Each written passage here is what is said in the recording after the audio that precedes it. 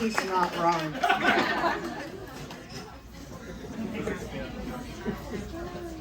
In the summer of 2020, in the height of the pandemic, I was desperate with the need to take my 14-year-old daughter, Aiden, somewhere. Anywhere. A friend quietly goaded me to camp with a soft, just one night. All you need is a tent and lots of blankets. I dare you.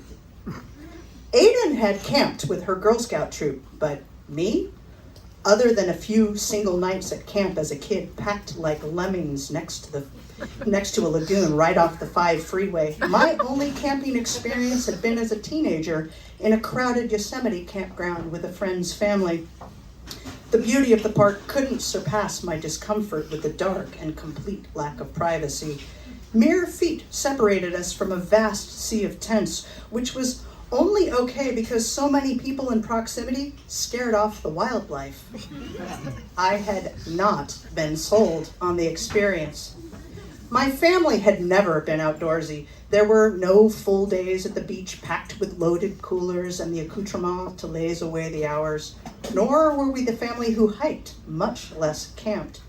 My mom is terrified of critters. When I was 10, she took me to a retreat center in Big Sur for a month. The first night, my mom woke me. Raccoons were swarming our cabin's entry porch, roof, and walls, chattering as their clawed feet scratched the wood surfaces. I was fine, but Mom was too scared to sleep alone, even though my bed was only a few feet away. And so I spent the month sharing a small double bed with her so she could feel safe. By the end of the trip, I too was scared by even the sight of a raccoon. During Aiden's scout years, I relished that the troop gave her outdoor opportunities that didn't require my participation. But those days had ended years prior, and we were chafing under the void of quarantine, but unwilling to go anywhere that would risk exposure to COVID. My friend knew all of it, my need to travel, my upbringing, and still she dared me. Something in me sparked, some little flame that had been quietly burning unbeknownst to me, but that my friend saw when she dared me. I decided to camp. My mother was shocked when I told her about the trip. Camping? Was all she could manage before finally adding, "Won't you be scared out there in the dark? It's not safe," she shivered. I shrugged and changed the subject. For months, I'd been in deep self-discovery mode, finally realizing a core thread of my existence, that as an adoptee, I have abandonment issues. While my mom has never said anything even close to, "I'm going to give you back," that threat loomed as an illogical dark cloud for the psychological rending that comes from being given up for adoption. I clung to molding myself to my mom's liking with a desperate, deep-seated belief that doing otherwise would result in my being discarded. But in trying to make myself be like my mom, I drank from the fountain of her fears, unconsciously absorbing her terror of things seen and unseen, real and imagined, until I was an addled mess. The raccoons had only been the beginning. By college, I was so high-strung, I freaked out over every noise my apartment made and ran in terror from the damned possums who frequented the patio outside my door. I didn't want to be someone else anymore. I wanted to be me. It was time to burn away the coverings I'd drawn around me, those of a child wearing her parents' oversized garments in a vast, decades-long game of make-believe. So I answered my friend's challenge with 6 nights in 3 different campgrounds. Not much of an underachiever. At our first campground, I was too busy figuring out how much ice we needed for the coolers and fussing with the camp stove to think about how radical it was that I was camping. The next 2 sites were in bear country. I knew that when I booked them. Bear Box was under the list of campsite features. I compartmentalized this detail under excessive preventative governmental caution, allowing my only active worry to be, what if I can't fit everything in there? We had just begun unloading the car when the camp host walked up. I was a little surprised, but masked my confusion. "I just have a few instructions to relay to you," he said after welcoming us. I became alert with the desperate fervor of a nerdy, straight-A student trying not to let her ignorance of a new subject show, lest she be revealed as uncool to the cool kids. "We're in bear country," he said. "Use the bear box." He pointed at a brown painted metal rectangular box nearby. "Do not leave food unattended." He paused. Maybe the box wasn't excessive. I almost asked if that meant I needed to close the box even if I was standing next to it cooking. Would a mere moment of the door being open invite bears to run in? But I didn't want to scare Aiden with my lack of knowledge, so I simply nodded. "Keep all food, coolers, and bags out of sight or in the box," he continued.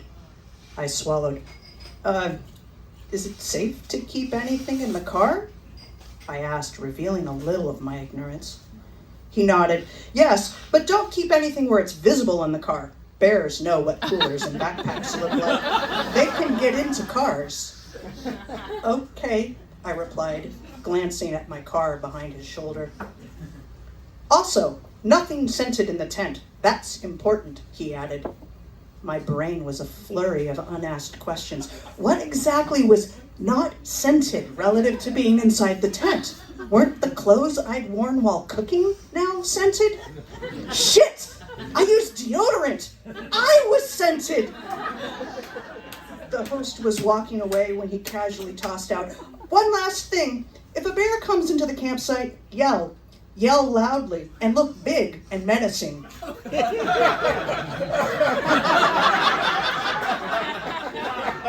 At 5'5", I was pretty damn sure there was no way I could look big and menacing to a bear, even if I stood on the bear box. I squashed the panic, trying to burst out with a cool nod. I looked around at other campers, older couples, families with young kids. Everyone looked happy and not scared. How unsafe could it be? I resolved to not let some fear of something that maybe wouldn't even happen devour my joy of the woods. Even so, sometimes I quietly looked over my shoulder. When asked, "Did you see a bear? We saw one in another part of the campground," I repressed a shudder and counted myself blessed that no bears had wandered through our sight. The trip was magical. We fumbled and stumbled, excelled and laughed. We enjoyed campfires and hikes, the burble of the rivers, the incredible melodious song of the birds. Gazing at starlight through the trees and the crisp mountain air, my daughter and I grew closer. In the end, despite 2 campgrounds known for daily bear activity, we encountered nothing terrifying beyond the horrors of vault-style toilets. 2021 came. I was eager to camp again. This time I was fueled by confidence and knowledge. We boldly struck out to the wilds in the giant redwoods, pines, and sequoias. At our first campground, in addition to verbal instructions and the plastic laminated sign fixed to our picnic table which warned of bears, we were given a flyer on what to do if we saw a bear. The backside held a numbered list of bear regulations. Mostly they were the same as what I'd learned the year prior, but there were 2 added rules. If a bear enters your campground, bang pots and pans, and if a bear shows its teeth or charges, stand tall, raise your arms, and yell, "Bad bear!" at the bear. I nearly snorted the water I was drinking out of my nose. Yell, "Bad bear!" at a charging bear? Yeah. The next morning I was awakened at 5:30 by a clanging accompanied by indistinct yelling in the distance. My sleep-addled brain struggled to parse the disturbance. After my morning coffee, it sunk in. The banging had been pots and pans. Someone had been trying to scare off a bear. The next morning, I quietly sipped my coffee, journal in hand, listening to the birds and smelling the pines while my daughter slept. Someone passed by and greeted me, and then asked if I'd seen a bear. I uttered a relieved no. Midday, we headed to the trailhead to hike 6 miles to the largest grove of giant sequoias in the park. The parking lot near the trail held a mere 6 cars. We smiled in anticipation of solitude. The day prior, our hike near the visitor center with its easy access to a grove of sequoias had felt too crowded in the wake of pandemic-wrought isolation. We crossed a small bridge over a river. Below, a group of 10 frolicked and lazed in the water. They had to account for 2 carloads. There couldn't be many people on the trail. As promised, the hike was pleasantly shaded as it meandered through the soaring trees. We walked alone, bantering. We pointed to sights that caught our eyes and stopped to take photos. We'd been hiking for perhaps 30 minutes. We'd seen no one and were enjoying the solitude. My daughter was on my left. I turned to look at her. My eyes caught something sequestered in the trees and brush. Multi-hued brown fur gleamed in the sunlight. My brain sputtered in an attempt to process the visual input. The gleam is the fur of an animal's head. That's a bear? That's a fucking bear. Oh my God, that's a fucking bear looking at Aiden and me from a mere 20 feet away. Adrenaline kicked me into high gear. My mind flashed to 12-year-old me and my mom and a mouse. I was not going to do what my mom did. I was not putting my daughter between the bear and me.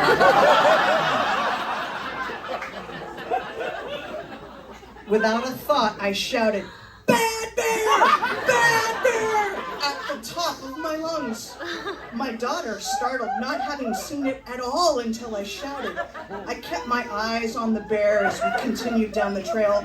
All the while, I shouted as loudly as I possibly could and imagined myself to be 10 feet tall. We rounded a bend, putting the bear behind us. With an explosive exhalation, I stopped shouting.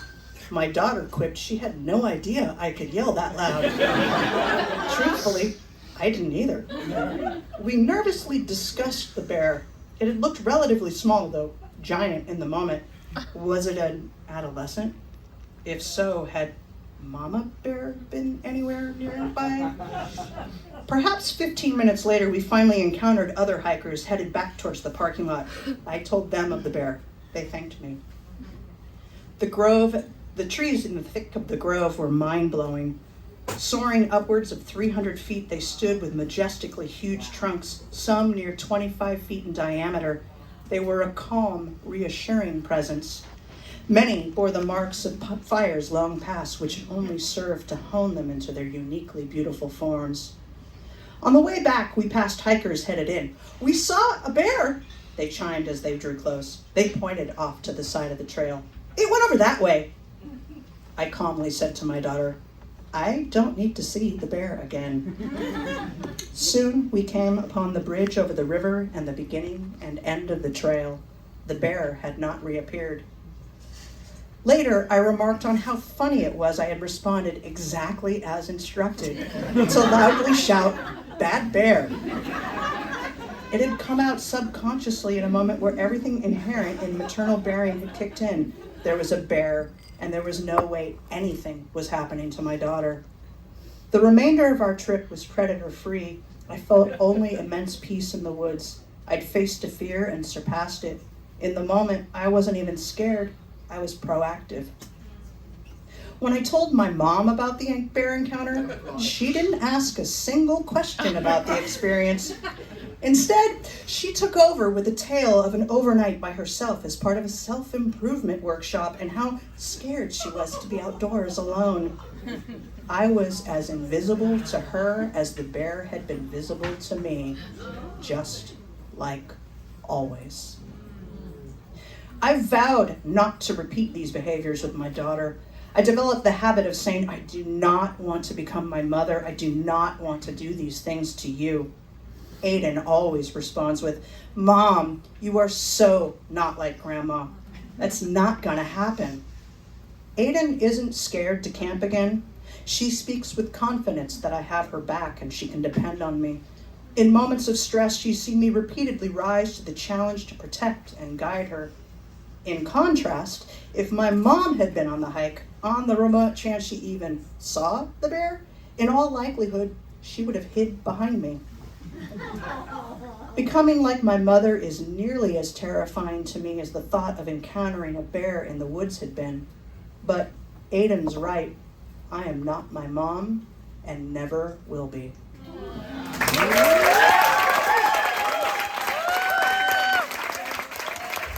Kelly Bowen, ladies and gentlemen.